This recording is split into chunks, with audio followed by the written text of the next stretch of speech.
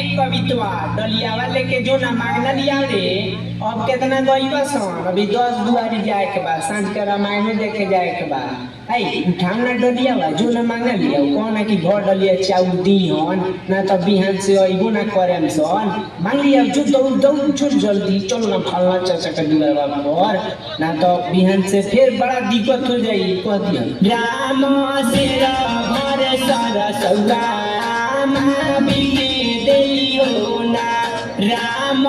कुछु चुवे तेला कुछु जुवे पानी हो ना